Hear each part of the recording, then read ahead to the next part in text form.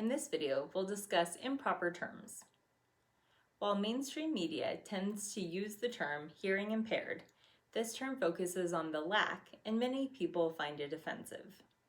Some people who are deaf will say that they are hearing impaired, but this is highly uncommon and usually used to try to explain their lack of hearing to a hearing person they're trying to interact with who isn't with the program.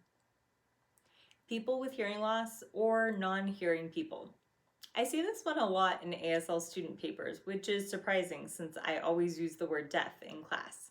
Again, this sounds very nice, but this group of people have chosen to label themselves as deaf, so this term should not be used. Mute.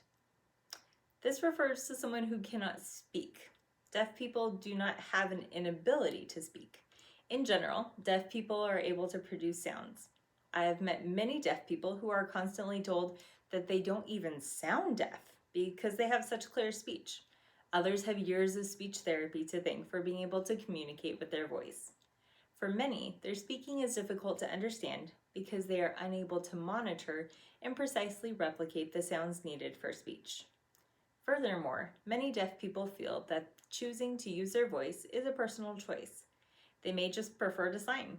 They may get funny looks from judgmental people who are unfamiliar with the deaf voice, or they may speak so clear that people respond to them like they're hearing and they aren't able to understand. Deaf and dumb. Yeah, that's an archaic term that is highly offensive to any deaf person as well as any person. Let's recap. When you are referring to the group of people who can't hear, call them deaf. Want to be more inclusive? You can use deaf and hard of hearing or DHH. Of course, individual people may have a different preference, so always go with that.